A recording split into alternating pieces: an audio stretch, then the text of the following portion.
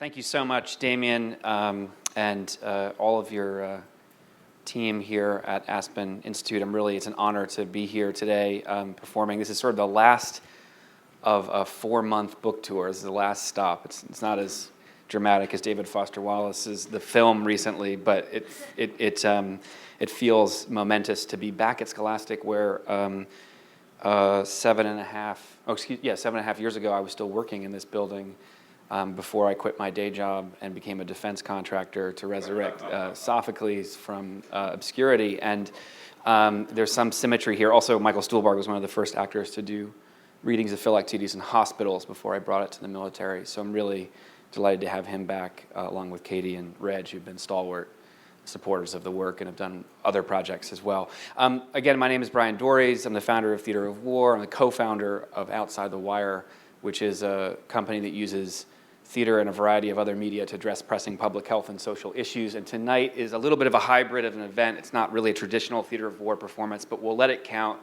And as such, it's the 341st performance of Theater of War since I founded the project in 2008.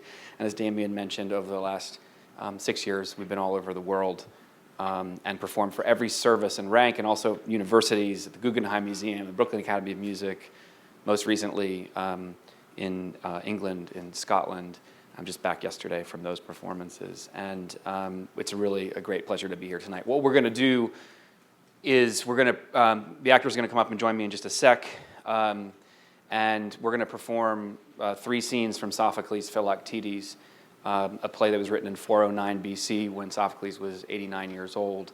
And then when we're done with the reading, then Maurice Decaul is going to come up and join me, and we're going to have a conversation. We're going to involve you. Normally, with Theater of War, we do the performance. We'd hear from some people with various levels of skin in the game, and then we come out to you with a series of questions. So tonight will be a little more meta than usual. We'll have a sort of wider conversation. I'm excited about that, excited to be with Maurice. But I'd love to invite the actors quickly up to take their place on stage. And when they get up here, I'll just give you a few brief opening comments about what you need to know about the scenes you're going to hear. And then we'll get right down to business with our reading, and then we're going to get to the conversation that will come afterwards. To the far left, Kathryn Erbe. In the center, Michael Stuhlbarg. Far right, Reg E, Cathey. These 3 actors are part of a company of now close to 200 actors who all, when they get the call from me or from my producing partner, Phyllis Kaufman, do you want to fly in the coach section on the back of a plane, stay in a Holiday Inn, hastily rehearse some Greek tragedy, and then perform it for 1,000 Marines who've been mandatorily voluntold, as they say in the military, to watch Greek tragedy, they jump because there's, in our profession, it's very rare to feel like you're doing something of service with your craft without compromising on the artistic principles of what you're doing. And they jump because it's very rewarding when people come seeking something like tonight, and they aren't mandatorily made to come. So thank you for your presence, for your participation. We really look forward to hearing from you in a few minutes. So here's what you need to know about the story of Philoctetes. The story of Philoctetes starts in the first year of the Trojan War. The Greeks declare war against the Trojans. They launch 1,000 ships, and there was one combat veteran, a decorated veteran named Philoctetes, who knew the way to Troy, and he led the Greek ships there. But halfway to Troy, they met unfavorable winds and rocky seas, and they needed a place to dock their ships and wait for the winds to shift. And as Philoctetes knew of a deserted island called Lemnos, he led the Greek ships to Lemnos, and as Philoctetes was the first person to step off his boat and onto the island, he was the first to step into the temple of a local river goddess named Chryse. And as he stepped into the Chryse's temple, the sacred snake of the river goddess slithered up and bit him on the back of his foot.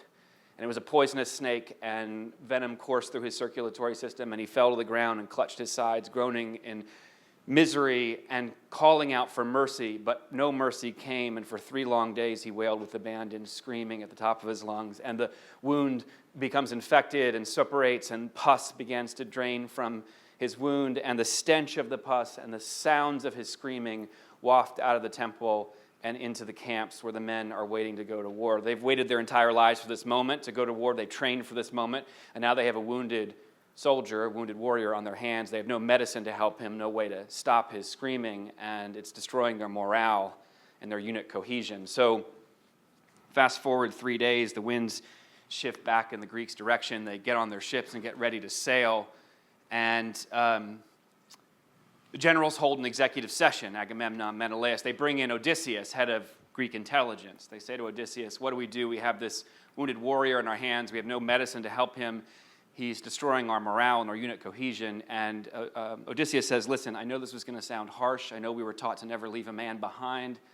But that's what we should do in service of the mission at hand. And so that's what they do. The Greeks abandon Philoctetes on the island of Lemnos, and he watches his own men, his own unit, sail away for Troy. And for 9 long years, he lives like an animal, sleeping in a cave, starving most days, scrounging for herbs to dull the pain of his wound, and hunting down animals with an invincible bow and arrow, a magical weapon that was given to him by the god Heracles. The arrows never missed their targets. And were it not for this weapon, he surely would have died. But believing he was suffering for a reason, Philoctetes willed himself to live, believing he would one day be vindicated and rescued from the island.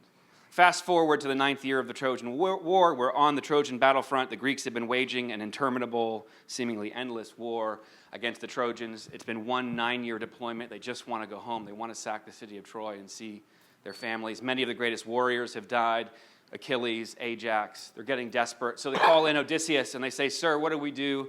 You've advised us well in the past. And Odysseus says, I have an idea. Let's go into Troy under cover of night. Let's capture the Trojan seer, the prophet named Helenus, and let's torture him until he tells us the future of how the war will be won. So that's what the Greeks do. They go into Troy under cover of night. They torture Helenus. And what does Helenus say? Until the Greeks go back to the island of Lemnos and get Philoctetes and his weapon off the island and bring them to Troy, Troy will never fall. So the play begins with a unit that's been dispatched by the generals. Odysseus, who in the first scene, Reg will be playing, but lest you think he's lost his mind, he will be playing the chorus in the subsequent scenes. Odysseus is given the onerous task of getting Philoctetes, the very man he abandoned on the island, off the island and bringing him to Troy. He's bragged to his friends he'll do it, whatever it takes to make it happen. He'll take him by words or by force. But being no fool, Odysseus brings along a young boy, a late adolescent, an 18-year-old named Neoptolemus. Neoptolemus in Greek means new to war. Neoptolemus is the son of Achilles, who recently died on the Trojan battlefield, and he's come to Troy to make a name for himself in his father's great shadow. So, all you need to know about the first scene is simply this. For the last 3 days, Neoptolemus and Odysseus have been sailing back from Troy to the island of Lemnos, and now they are washing up on the beaches of Lemnos, searching for Philoctetes. Here we are, Neoptolemus, the Isle of Lemnos, a no-man's land surrounded by the sea. It was here I stranded the Malian, exposed him like an unwanted baby, pus draining from the sacred snakebite gnawing at his foot, just following orders. I can still hear the howling, the gnashing of teeth that kept us from pouring libations, the screams that pierced the stillness before the sacrifice. No more words. Now's not the time for talk. We must catch him before he catches us. Be a good boy. Go find a cave with 2 mouths where in winter the sun shines at both ends, and during summer a cool breeze carries sleep. You might find a stream running downhill if it's still there. Do this quietly. Report to me quickly. I want to know whether his home is the same as I left it or some other place. Then I will tell you the rest of the story. That won't take long, Lord Odysseus. I can see the cave. It looks just like you said it would. Up there or down over here? I can't see well from where I'm standing. Over here. No sound of footstep. I hear nothing. Be careful. He might still be asleep. There's a hovel. It's empty. No man inside. Look for signs of life. A bed of matted leaves fit for a camper. What else? A makeshift cup whittled from wood. A circle of stones for a fire. Poor man's treasure. It must be his. There's something else. Ugh, rags caked with carrion. Drying discharge from an open sore. Clearly we found it, the place where he lives. He must be close. How far could a man walk on a foot that is sick from the fury? He's hunting for food or searching for herbs to extinguish the fire of his ancient affliction. Send your man as a lookout to keep him from ambushing us. It's me he wants more than anyone else. Consider it done. Is there anything else? Just say the word. Prove your nobility, son of Achilles, not only your body's nobility. Whatever strange things are said here today, always remember you came here with me. Sir, yes, sir. What are your orders? Pull the wool over his eyes. Seduce him with your words. When he asks who you are, say, I am the son of Achilles. That much is true. No need to hide it. Then you should say, you're sailing for home, deserting the army that begged you to come in the first place, their only hope for taking Troy. But when you arrived and asked for the arms of Achilles, they said you weren't worthy of such a birthright and dressed Odysseus in your father's suit. Ad-lib insults, the more the better. Pull no punches, I'll be fine. Worry about the Greeks instead, for if we fail to steal the bow, you will never triumph over Troy. Only you can do this, not I nor anyone else. Too young to swear the oath to Helen's father, you shipped out to sea alone, owing nothing to no one. I cannot say the same. If he should see me through the side of his boat, I'm already dead, and you're next. A thief of invincible weapons must be clever. I know it's not in your nature, son, to manipulate and scheme, but the taste of victory will cut the bitterness of shame. A few hours in exchange for a lifetime. Son of Laertes, it hurts to hear of things I hate to do. It's just not in me to lie. Not in my blood, not in my father's blood. The man has only one good foot. Surely we can take him together. They sent me to help you, sir, but I would rather die honestly than win deceitfully. Your father was noble, son. When I was your age, I said all kinds of things, but always backed my words with fists. That was long ago. Now I know the strongest muscle is the tongue. Are you still asking me to lie? I'm ordering you to catch Philoctetes in a trap. Why should I trap him if I can persuade him? He won't be persuaded or forced to do anything. What's so special about his strength? It's the arrows. They never miss. Then how do I get near him? I already told you. A trap. But aren't you ashamed of lying? Not if the lie is our only salvation. How will I keep a straight face saying these terrible things? Remember what you stand to gain. What do I gain if he comes to Troy? The bow will bring the city to its knees. Am I the one who will do this? Without you and the bow, Troy will never fall. In that case, it might be worth it. Sure it is. You walk away with 2 prizes. Which ones? If I knew, I might act. People would say you were clever and brave. Let the river run its course. I'll do it shamelessly. Do you remember your orders? Of course, now that I've agreed. Stay here and wait for him. I'll look for the lookout so as not to be seen and send him back to the ship. If it takes too long, he'll return in the guise of a captain. Beneath his words, whatever he may say, will lie a message for you. May Hermes the trickster guide us both, and Athena, victory goddess, who always bails me out. Strangers! Tell me who you are. Sailing ships to a place without harbors or men? To which country and race do you belong? Your clothes appear Greek, closest to my heart, but let me hear your voices so I can be sure. Don't go! I know how it looks, this savage state of nature. I am wretched, afflicted and alone with no one to talk to. I have no friends. Please, if you want to be my friends, say something.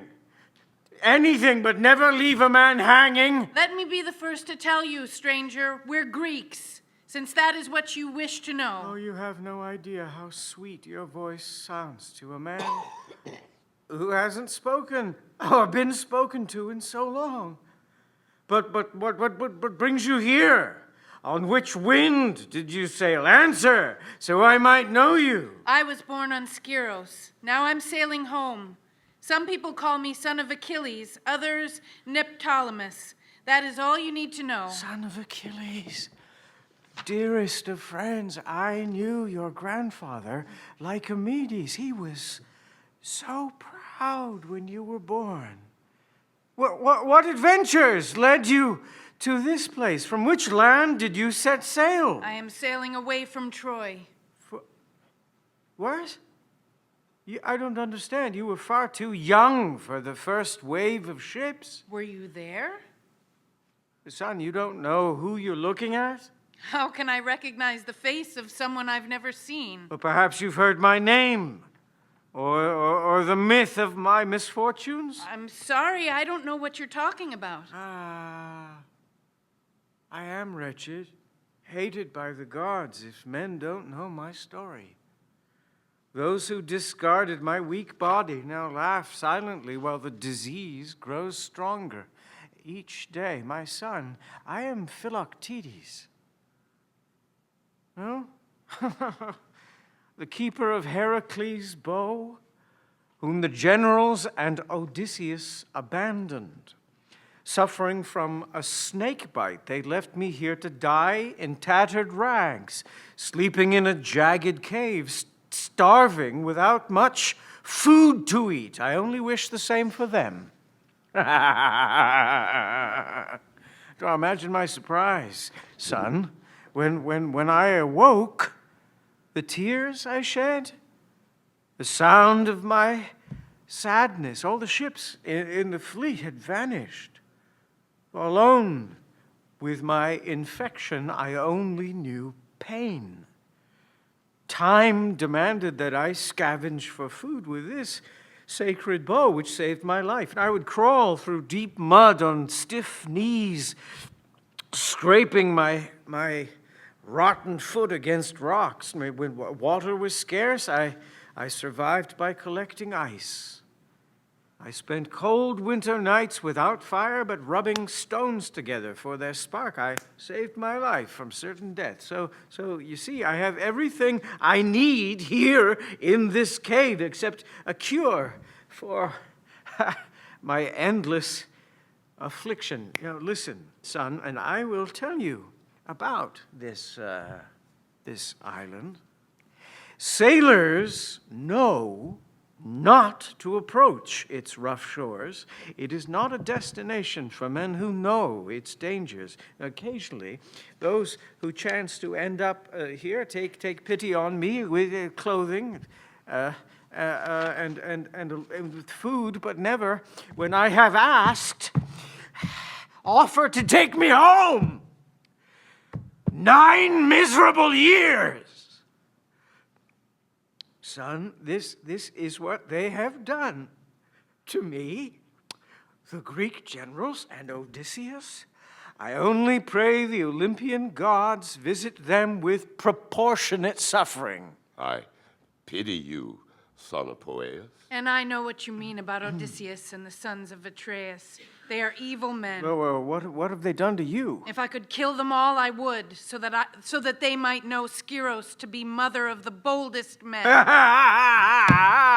Well said, my boy. Well said. What is the source of your great hatred? I will be honest with you, sir, as much as it hurts to feel the shame to speak of it. What happened when I sailed to Troy after my father's death. The son of Peleus is dead? His life extinguished by no man, mowed down by Apollo's arrow. A noble way to die. God and man, both noble. I'm sorry, son. I want to hear more about your troubles, but first I must swallow this feeling of remorse. There is already enough sadness in your life, poor man, for you to shoulder another man's grief. I suppose you're right. Where were we? What did they do to you?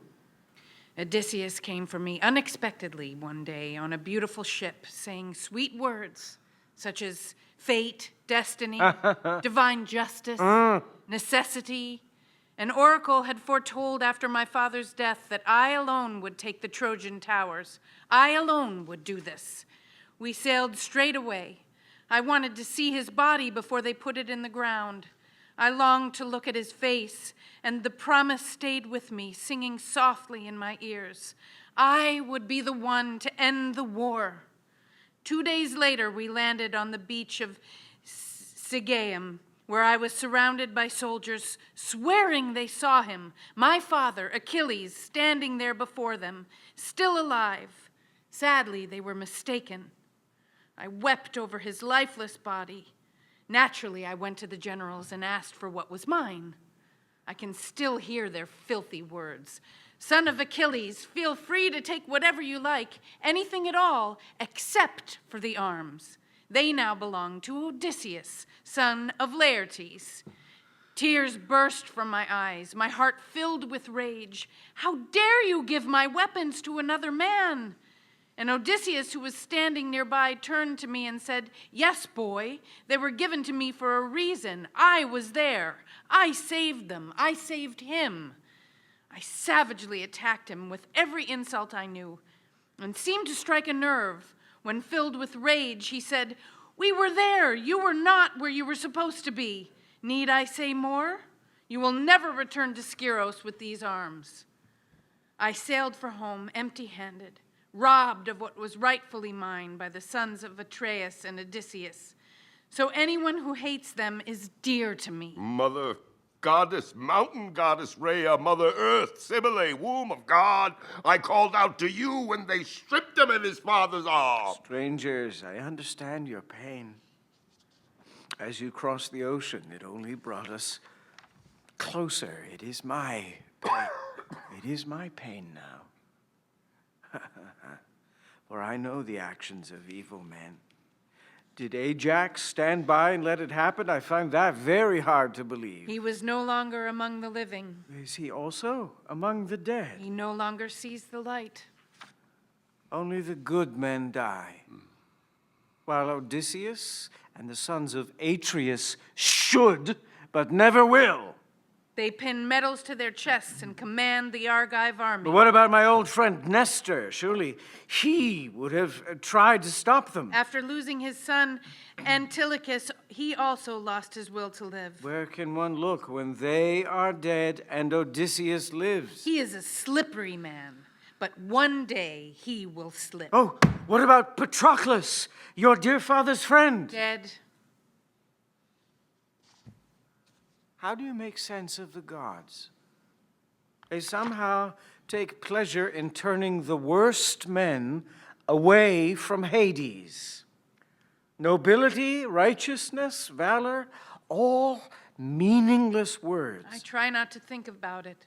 In the future, I will gaze at Troy from my distant island with weary eyes. The cowards. Rocky Skyros will be enough for me, my home, my refuge from memory. And so we must return to the ship. So long, son of Poeas, goodbye. May the gods lift your affliction, relieve your relentless suffering. Let's go while the wind remains. Are you leaving already? We have to be ready if we are going to sail. Then on my knees I beg you, son, powerless and lame, do not leave me here alone in this condition. Take me with you. I know it is no small thing to ask, but I ask you all the same, please do the noble thing like your father would have done. Deliver me to Oeta, my home, and receive a great reward. It will only take a day. Put me wherever you like, the bow, the stern, the hull. I won't disturb your men. In the name of Zeus, god of beggars, do this for me, say you will, or take me to your home. It is not far from there to Trachis and the wide river Spercheius, where I may see my father, whom I fear no longer lives. I sent so many messages asking him to come, so either he is dead or the messengers hurried home and paid me no mind. I ask you again, save me, take pity on me, deliver me instead of the message. Pity this man, who has endured countless problems I would wish upon none of my friends. If you feel contempt for the general, sir, then convert their evil into good. Take him where he wants to go, upon your swift ship. Escape the god's wrath. Those are kind words, but I wonder what you will say when you've heard enough of his cries. You will never hear us say anything else. Never. It would be embarrassing to seem less compassionate than my own men. If you agree, then I say the ship will soon carry him home. I cannot refuse. May the gods grant us smooth seas wherever we should sail. Oh, dearest friends. I never believed I'd see this day. Oh, but how might I prove my friendship to you? Oh, come with me, son, and after I have shown you my humble house, I'll give you a lesson in courage and survival. The first thing you learn is to embrace your pain.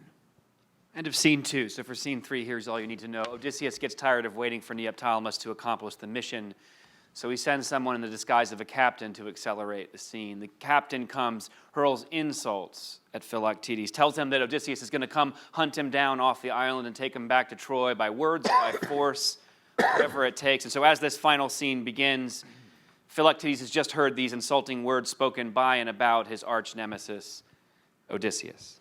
Did he really think that he could charm me with sweet words? When after all this time, I would sooner befriend the thing I hate the most, the snake who bit my foot, turning me from a healthy man to an invalid, than listen to that evil man. But he will dare to say or do anything he pleases, and at least we know he'll be here soon. My son, let's go right away. Sail for the open seas as far as we can sail from him. Forget sleep. We'll work now and sleep when we are safe. The wind is not right. It blows against the prow. We must wait until it shifts. The weather's always good when sailing away from trouble. Yes, but the wind blows against their ships as well. Well, the weather is never bad for predators on the hunt. All right. Take what you need and we'll go. All right. There are a few things, but not many inside. What could you possibly need that I don't have on my ship? Special herb that dulls the pain of this wound. By all means, get it. Anything else? Missing arrows I might have dropped scattered in the dirt. Is that the bow? The famous one? Yes.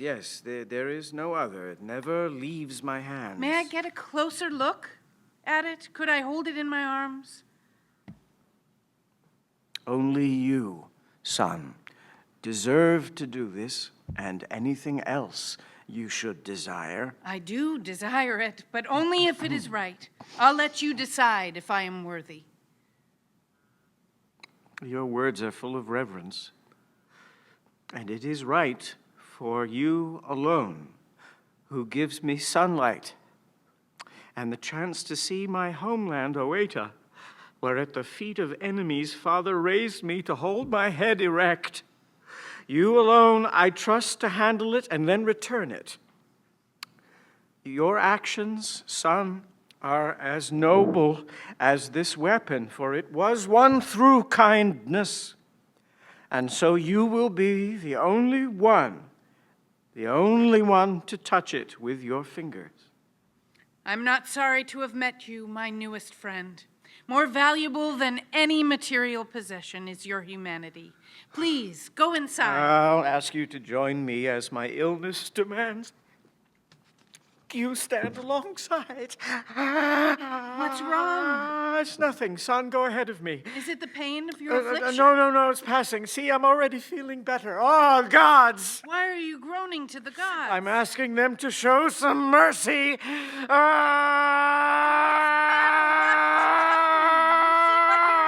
I want to keep the pain to myself, son, but now it cuts straight through me.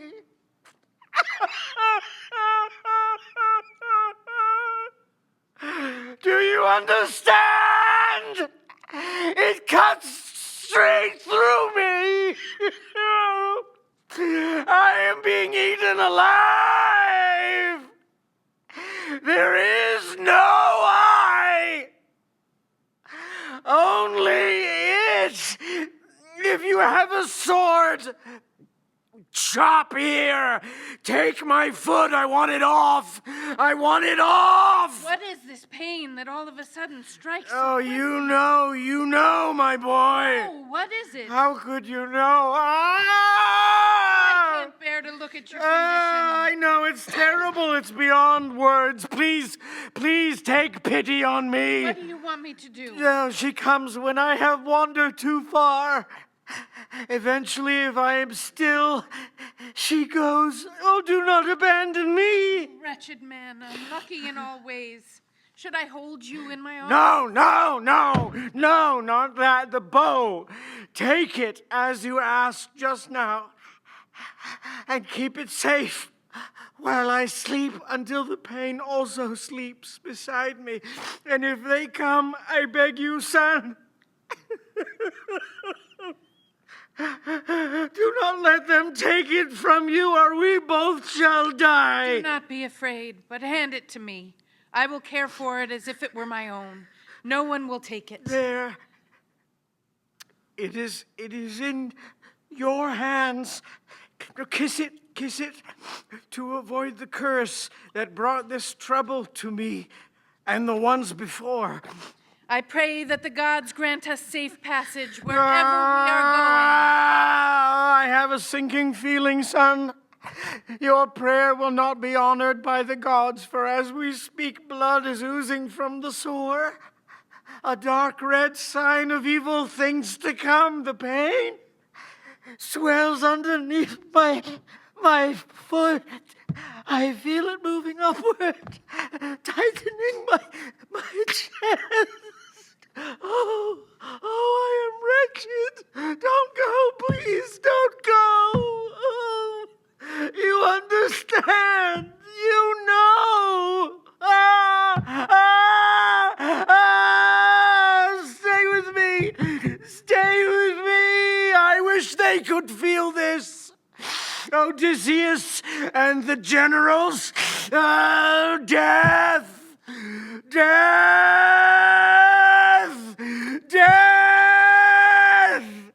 Where are you?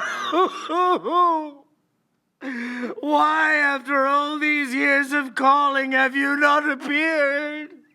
Oh, son, my noble son, take my body, scorch it on a raging fire, as I once burned the owner of the bow that you now hold. Why the silence? Oh, say something. Where have you gone, my son? Your pain is painful to observe. Well, it comes as quickly as it goes. Oh, be brave. My son, I beg you, stay. Don't worry, we will stay. You will? Without a doubt. It is not right to make you swear an oath. It is not right to leave you here alone to die. Oh, hold your hand over your heart. I swear I will stay. Look up. Where? Oh, up there. Why are you staring skyward, your eyes and mine both reeling? Release me. Release me. Release you where? Just release me. I will not do it. If you touch me, you will kill me. You are beginning to sound sane again. Earth, swallow this body whole. Receive me just as I am, for I can't stand it any longer. He seems to be falling asleep. Look, his head is nodding, and cold sweat coats his skin. Let him rest as the dark blood drains from his wounded heel. Oh, sleep, unaware of suffering or pain. Gentle sleep. Breathe bright white light upon his eyes and heal his foot. Son, be careful where you stand. Do not let your mind be clouded by sympathy for this wretched man. Why are you hesitating? The moment is now. Choose correctly, and victory is yours with one quick shot. Don't worry, he can't hear us. It is true we need the bow, but it is clear we need him too. He is the one the god demands return to Troy on our swift ship. You should be ashamed to speak of actions you don't understand. Before the sick one wakes, do the thing you came to do. The wind is strong, my son. He sleeps like a shade in permanent Hades' night, paralyzed from head to foot. Act now. Speak later. Try and keep it down. His eyes are opening.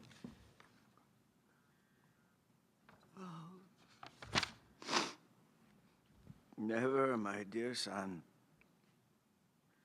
did I imagine waking to find you still here, patiently waiting for the suffering to end. Oh, the light is beautiful after sleep, especially when friends are near. I see you have come to help. The generals waited less than a week before they had enough of me. But you are from a noble family. You remained in spite of the smell and the loud groaning. But now it seems she's left me for a while. Give me a hand. Help me stand up, and we'll walk together. The wind is right. We shouldn't wait any longer. End of scene 3. That's the end of our dramatic presentation for this evening. Thank you very much for your attention.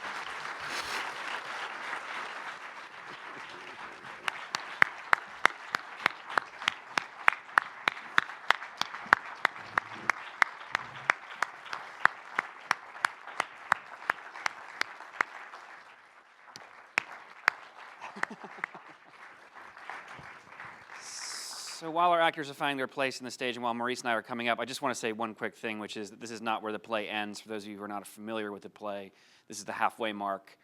Neoptolemus has to make a decision whether to obey a commanding officer or obey his own moral compass. You see that in this moment, he decides to help Philoctetes. That's not the end of the play. He gets caught in a triangle.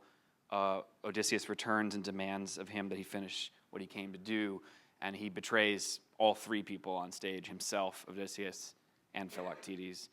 And then at the end of the play, he actually brings the bow back to Philoctetes and says, "Here's your bow," and tries to convince Philoctetes to go to Troy with him.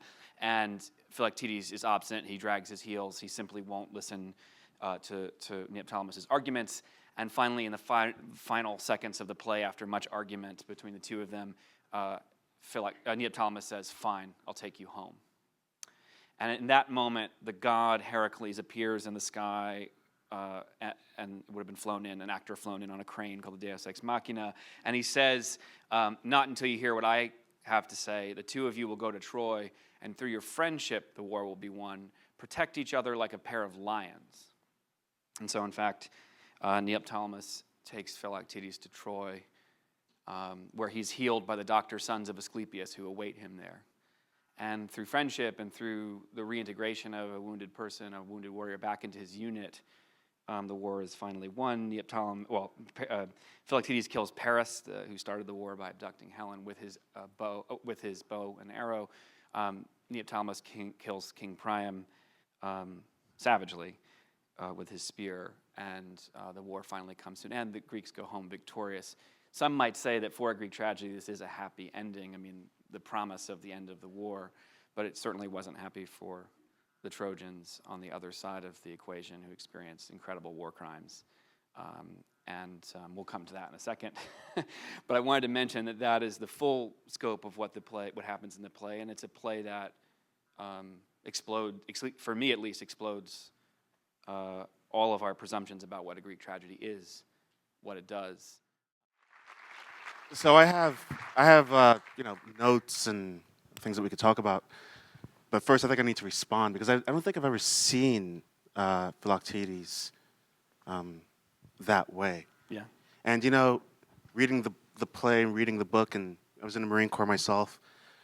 I've been thinking, who do I know who is a Philoctetes? Who might that character be? And seeing it tonight, for I would say the first time, I was able to connect the character to an actual person. And it was when I was working in the city. I worked at UBS, Swiss Bank, and one of my employees, Vietnam vet, he, very much reminded me of this. He was suffering, and he had a lot of trouble with the VA. He wasn't able to get the treatment he needed, and it was difficult for him. It was difficult for all of us. So this is the first time I was able to make that connection. So thank you for that. I was going to ask you a little bit about Theater of War, how it became Theater of War, what the genesis of that was. Sure. So, there was a couple of different stories, but the primary one actually has to do with this play Philoctetes, which is, I wasn't particularly in favor of the invasion of Iraq.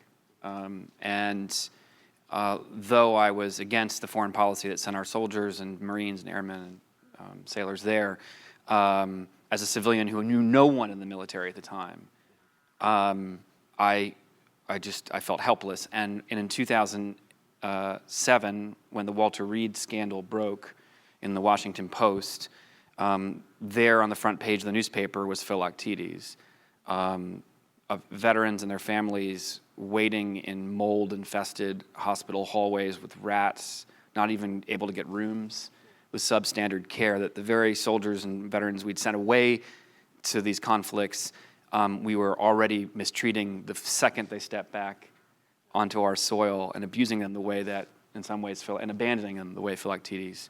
And it occurred to me while reading those stories and thinking about it that maybe the play, and this maybe sound hyperbolic, but maybe the play, it was more relevant, or is more relevant now than it was in 409 BC, because through modern medicine, we're now able to heal. I mean, most combat injuries. I mean, if I went to Landstuhl on one of these tours, and Germany is one of the big hospitals, army hospitals. If you make it there, then you have a 95% chance of survival off the field. And so we have an unprecedented number, 40, 50,000 people from the recent conflicts who, in any other conflict prior to these two, would have died of their injuries, who now are abandoned on islands of chronic illness, each with their own sense of isolation, each with their own vocabulary and syntax and language, isolated from humanity.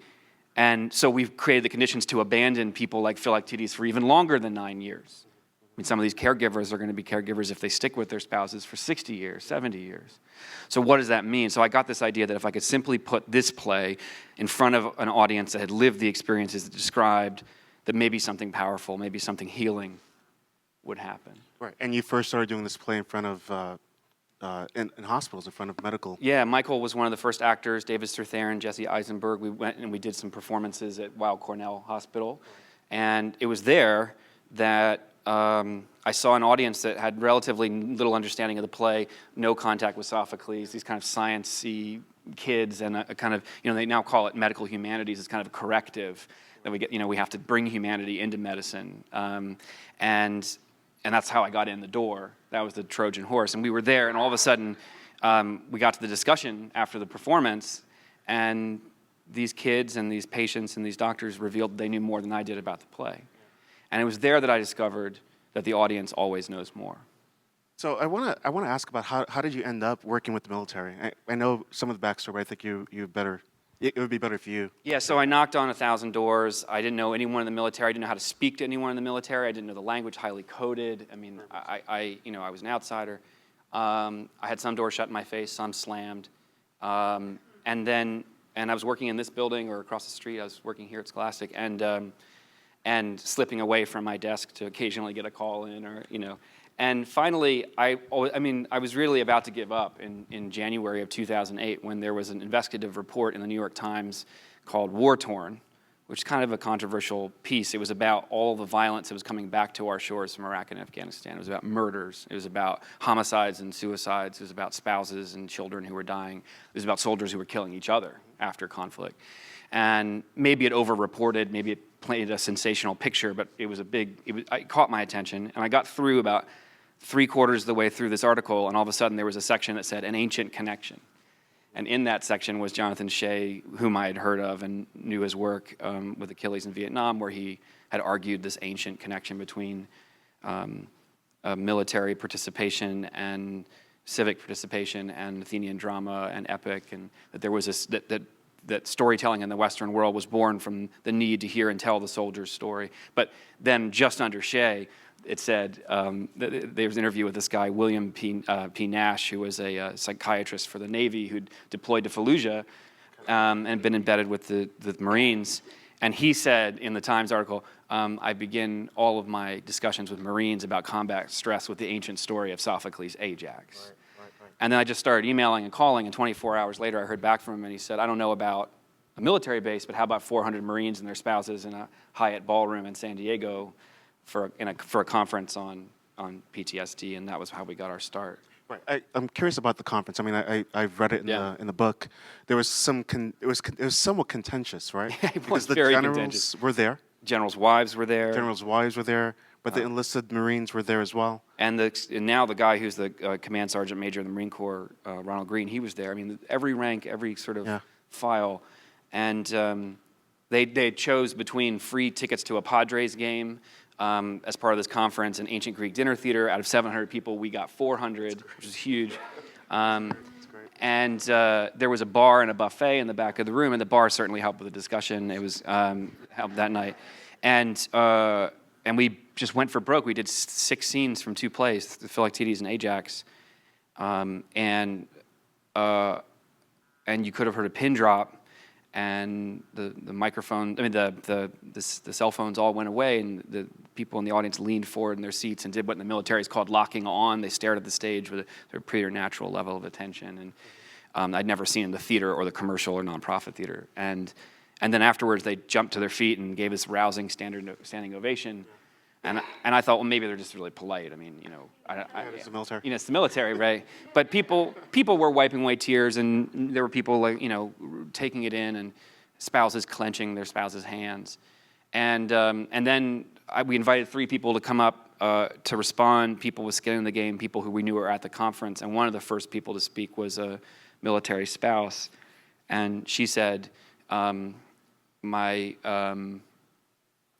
name is Marshall. My husband went away 4 times to war, and he's a Navy SEAL. And my son is a Marine. And each time my husband went away, he came back dragging invisible bodies into our house. And this is in reference to Ajax. Do we know Ajax in the room? Are we familiar with that play?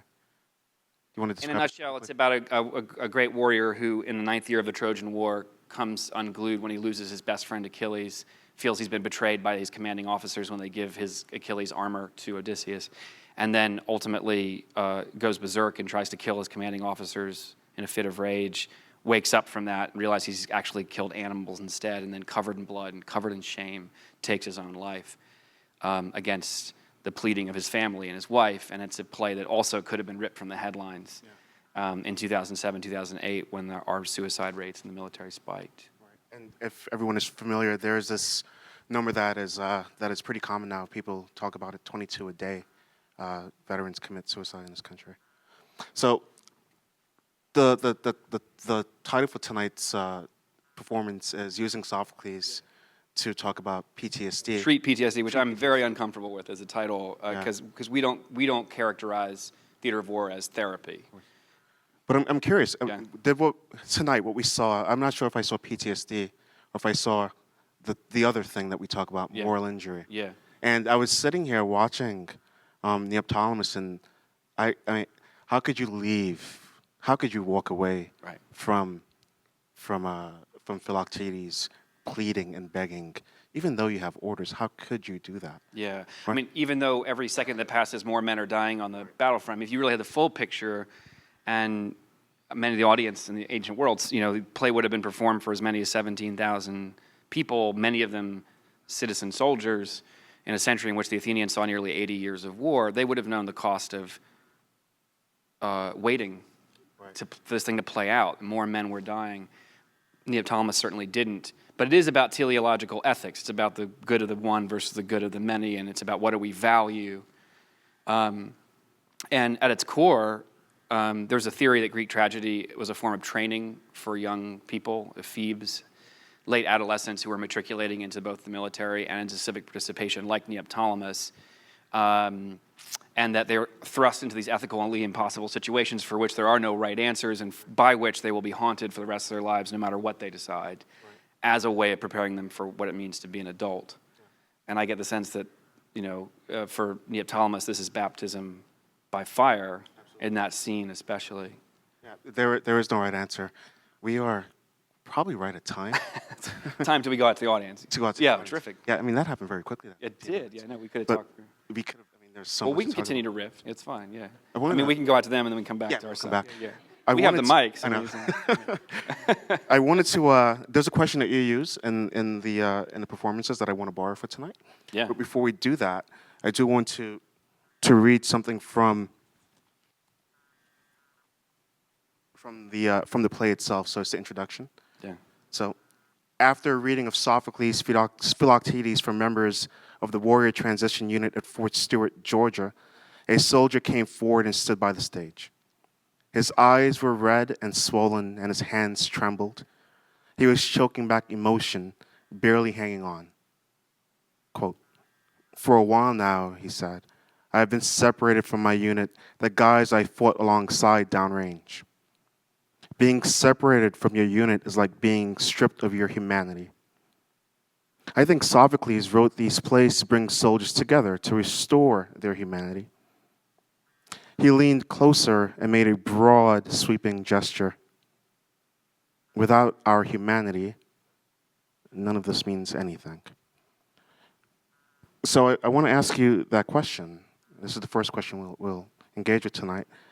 Why do you think Sophocles wrote this play? Now, in every audience, no matter how big or small, there's always one extremely kind person. Usually the most attractive person in the room. Often the most intelligent, who puts us all out of the long and awkward misery of an interminable silence. So Maurice and I will wait until that incredibly intelligent, attractive, remarkable person takes on this question of why you think Sophocles wrote this play and staged it for his community in a century that saw nearly 80 years of war. What was he trying to say? What was his objective? What was he up to? Keep in mind, Sophocles himself was also a general, have fought. I imagine being a general, he probably sent a lot of people to combat, probably saw a lot of it himself. He's responsible for a lot of death himself, I would imagine. Why would he have written a play like this? If your hand comes above your shoulder, sir, that means it's up. Yeah, thank you. If you don't mind bringing him the mic, right there. Okay. Something about the power of vulnerability and the need to connect with the wounded, the need to connect with those who have been harmed by war. And somehow there's a strength that comes out of that. I mean, it's just the metaphor of the peace that the war can't be won without those wounded and those vulnerable. So somehow even a successful war effort is about more than just might. It is about that humanity that we have to hold on to. Thank you so much. Thank you. You don't have to be as attractive or as intelligent as our first gentleman here took it on, but maybe someone else would like to take on the Ma'am, are question. you raising your hand? Yes. There's a hand right there in the center, yeah. There's a mic coming straight to you. I wonder, since the war had been going on so long, whether part of it was to point out a certain futility to war, with you having had 9 years of trying to succeed in Troy and then coming back to get somebody who was left behind. And if they then won that aspect, but still were continuing on 80 years of war. Yeah, thank you. Thank you. There's a hand right there.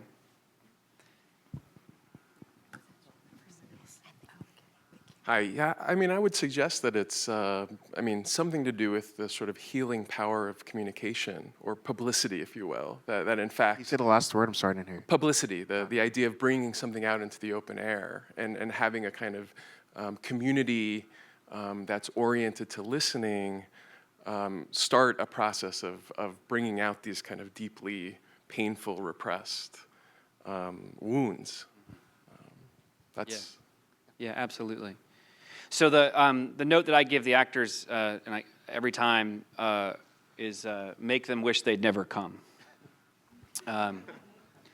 And you did such a good job tonight. But I think at the center of this play, the screaming that you heard Michael commit to, is a question, and it's a question we continue to ask over and over and over again as we perform for communities all over the world. And by the way, in settings as varied as hospice and palliative care, military, we performed this play to talk about otherness and xenophobia in Scandinavia. I mean, I fear that someday, like, I'm going to be the Hal Holbrook as to Mark Twain. Like, I'll be doing Philoctetes when I'm 95, and it's all I've done my entire life. Still, I'll be trotting Michael out to and Reg to and Cathey. Bryan, so something that you say often, and I think you just sort of said it, but I want you to clarify. So, this work that you're doing, it's to comfort the afflicted and to afflict the comfortable.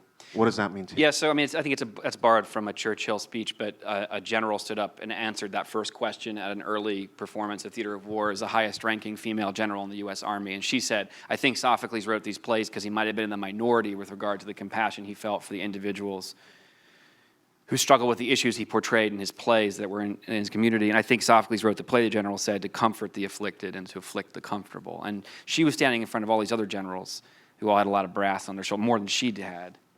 And it was a risk on her part to say it. But for me, I think when audiences hear actors going for broke like this, and I think it's a window a little bit into the ancient world, it's a thought exercise at the very least, we're comforted by what brings us together. We're actually comforted by our shared discomfort, which it took me about 200 performances to discover. I thought it was about empathy, but at a certain point when Michael's screaming, you're just pushed past your capacity to feel, and I am at least, my capacity to want to be in the room anymore.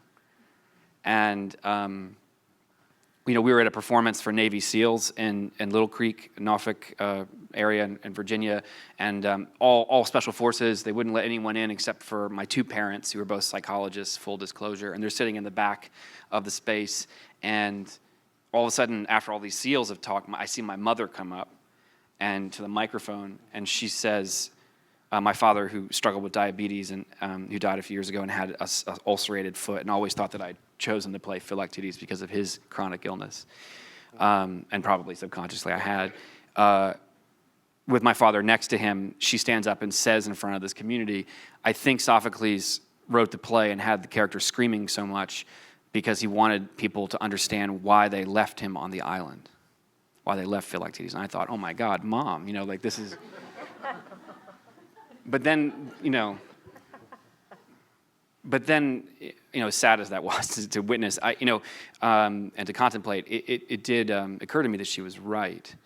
That I think if the play is saying, if our value is to never leave people behind, if we're not going to cast people aside as soon as they they're no longer useful to us, if we're not going to turn away at suffering, then look how hard it is to live up to that value when it comes to these insidious and sometimes hard to treat wounds.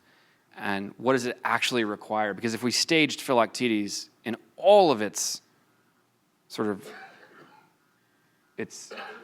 repugnance, all of its sort of grotesqueness, then I feel like the proper response would be to be gagging in the presence of this man. So look what it actually takes to be kind. Look at what it actually takes to cut through it. And for me, I keep coming back to this, and I'm going to turn things back, but it's 341 performances in. I go home after an event like this, and I think about it all the way home. If I let myself feel what it would be appropriate to feel on the way home, when I see the woman hit her child on the subway, or the veteran sitting out in front of my apartment in Brooklyn asking for change, I would be so overwhelmed. I wouldn't make it to work. I wouldn't make it home. So we build up these walls. And this is one technology, maybe because of how rare it is in our world now, but this is one technology that was developed in the ancient world that still cuts through that and gives us permission to feel what it would be appropriate to feel. Well, the word humanity comes up a lot, and I think it allows you to see humanity and feel it viscerally. And I couldn't help but feel sympathy for Philoctetes. I mean, I was in the Marine Corps. I mean, take orders, you follow them through, and you execute, right? But I don't know. That would have been a difficult one to follow all the way through, to deceive him that way. I completely understand the turmoil that Neoptolemus was in. Yeah. Even understanding that every minute that I'm standing there thinking, or he's standing there thinking, people are dying. Yeah. Because, you're faced with this person, and that's the big meta. Yeah, absolutely. Someone said something really it was a little bit cutting, but it struck me as true after a performance. We did the performance at the Guggenheim recently, and the scholar came from England, and he said that watching the play, it dawned upon him that this is how war criminals were made. And I'd never thought of it that way because I'm constantly focused on sort of the humanizing aspects of the play. But what about the dehumanizing aspects of this young man who's never lied before, who's been taught a series of values, who then goes in and is commanded to do something that goes against the grain of his moral compass, goes halfway, can't go through with it, and then finds himself totally conflicted. He's betrayed his own values and himself. He's betrayed the people around him. And then a month later, they're burning down Troy. And one gets a sense, well, this is why he savages Priam. This is why he goes berserk. He has no values by this point. Yeah. And so it's also a play about, both for Neoptolemus, in some ways, as Philoctetes is humanized over the span of the play, he's given language back, he's given connection back, he's brought back into the fold. Neoptolemus is dehumanized. If we really look at it with a long lens. So some hands are shooting up. Yeah. Oh wait, well, Damien's right there, but we don't allow the actors to talk normally. But Reg said, "Can I talk tonight?" And I said, "Absolutely, please." This is. This is why, it's specifically, I've done so many of these and I love doing them, and we never get to talk. Well, because you bring the actors out and it draws out the most banal responses in humor. It's true. The reason I wanted to talk tonight is because I've done both military and civilian. And what struck me when you asked tonight, and he's asked this question, he said the thing about the good-looking, smart, clever people who were the first ones 341 times. But Get me off this hamster wheel, yeah. But what's interesting, tonight it really hit me because this is a civilian audience. In the time that Sophocles wrote this play, everybody in the audience was intimately involved with the war, intimately. And now we live in a time when only 4.5% of our population has been involved in these long, long years of war. So it's a whole different dynamic of why Sophocles wrote a play for a community that was intimately involved in the war, than for our society now, which, we go to the mall, while people are at war. So I think he wrote the play as about forgiveness, the righteous forgiveness, the righteous anger that Philoctetes feels for being betrayed and being left alone and being abandoned, the forgiveness that Odysseus has to have for himself for abandoning him. He's angry at him for being wounded. He's angry at the gods for wounding the man who has the most powerful weapon in the world, the hydrogen bomb, the atomic bomb, any kind of chemical warfare. The man has it in his hands and he's not giving it away, and he wants to kill everybody. So everybody has some sort of forgiveness. Neoptolemus doesn't forgive himself ever and becomes a monster. The monster slayer becomes a monster like in a lot of the Greek myths. So it's really about what are we willing to forgive? What do we really want? Do we really want to look at ourselves and see where we've fallen short and to come up with the brains, the soul to say, I forgive myself, I forgive you, you wronged me, I forgive you. And it's not just about the military, it's racism, can come up, The righteous anger black people feel, you got to let that go. You got to forgive them people for slavery. You got to forgive them. You got to forgive them police for killing. You got to forgive that man for throwing that girl across the room, because it's just going to put you on an island. So that's basically the first time I get to speak. Yeah.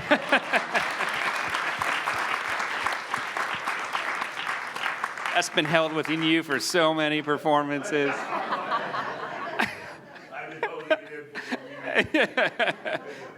Reg also was an Army brat, and we took him back to Okinawa where he grew up, and we got off the plane. He just tears streaming down his eyes as we performed near the fields where he played baseball as a child in the 60s. And it's weird. One more thing. See, this is Yeah. thank you, pal. What struck me, and it's sort of the island that I left was pig farms. The biggest building in Naha was 4 stories, maybe. We used to take the bus from Mashinato, and we would make the guys stop so we could go swimming in the beach. At the place where we would go swimming is now this thing called American Village. Skyscrapers, gambling. It was the island I left was not the island I returned to, and it was so profoundly sad to me. But then we found this rest. We went off the base. We were staying on this Marine base. We went off the base into town. And of course, we spoke no Japanese. And so the guy dropped us off in this neighborhood. And literally, there's nothing. And so we're wandering around. Then we saw a white man. And we literally went, "White man, white man." And he took us to this bar. It was like Casablanca, man. It was like all these these defense contractors, which is a whole nother discussion. But all these Americans, and they should, psyops, those men who stare at goats, that shit is true, y'all. But anyway, they were there. And so the island that I found was a beautiful place. So that's it. Okay. Hand right there. I know, Damien, you've been waiting too, but yeah, ma'am. This wonderful reading and great insights. Right now, we're currently in a big redesign of war. And now, and I think it was true when this play was written, you wonder, does compassion make you vulnerable or stronger? And the sense of, now we're talking about armies of social scientists and healthcare workers and educators really trumping the value of the traditional boots on the ground. But what will it take to end the war? Everyone always talks about ending the war to go back to normal life, yet we've always been fighting and we always fight.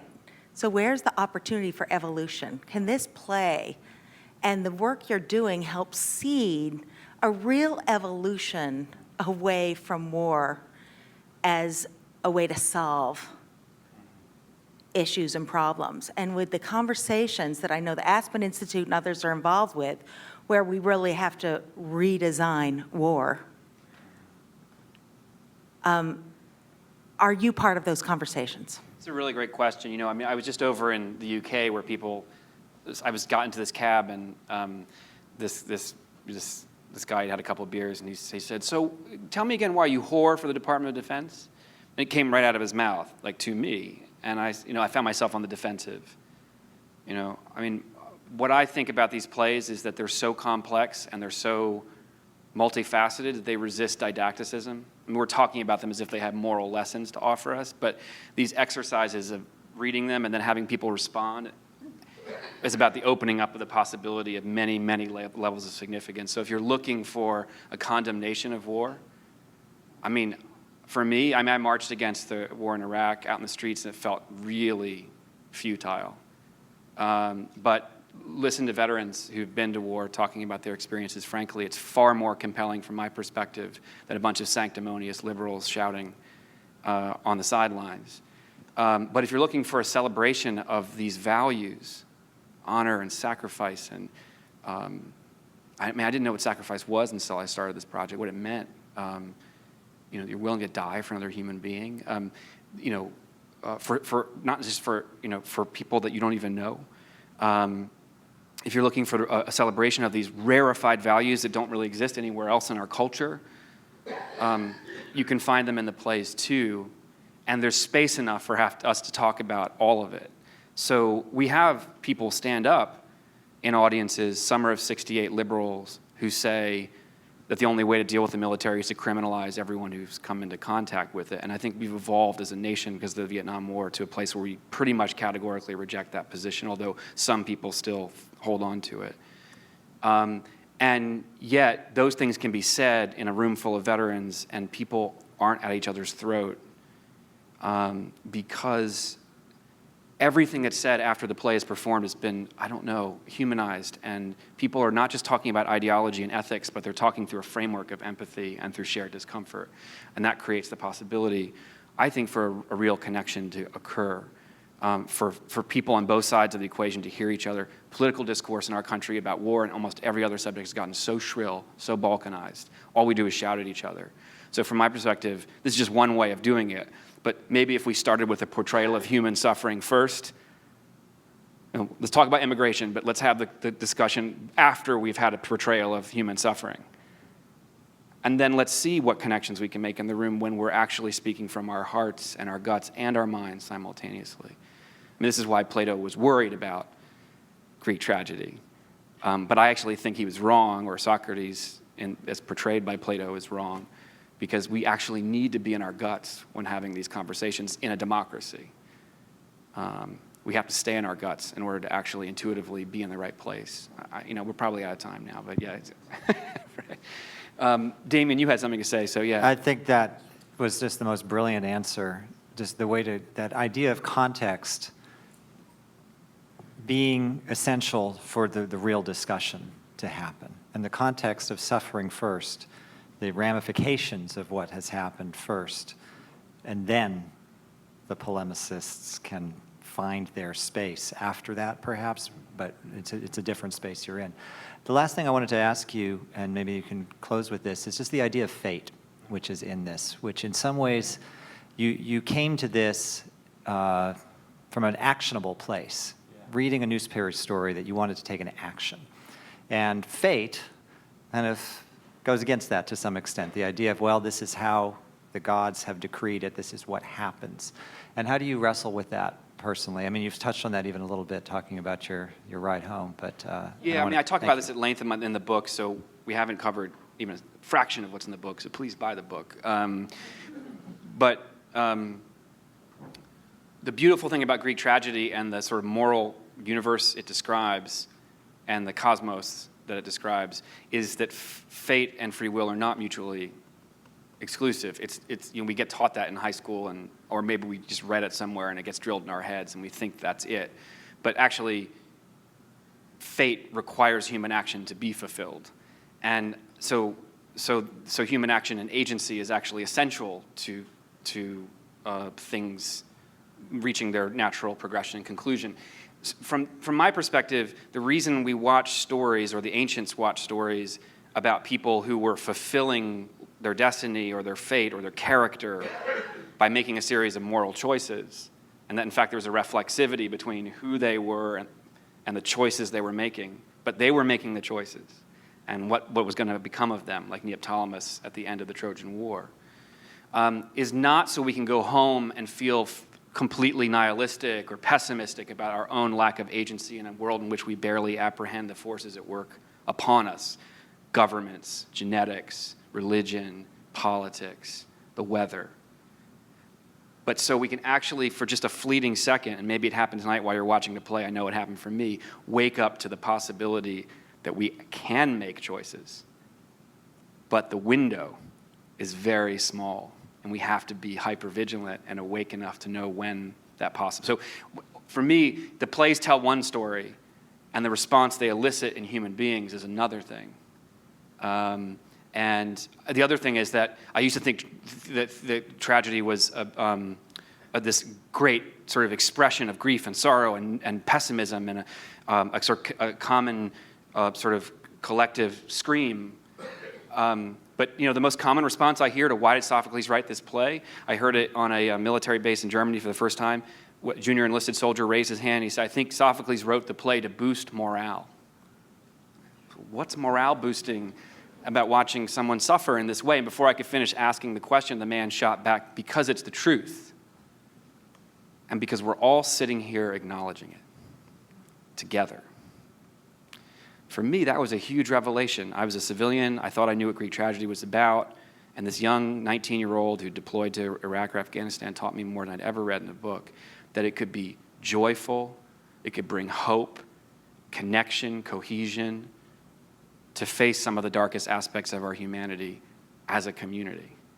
And that may be what tragedy was about and why it still works in the context, and we perform it. People say, are you going to re-traumatize people? What I see night after night is a palpable sense of relief to discover that you are not alone.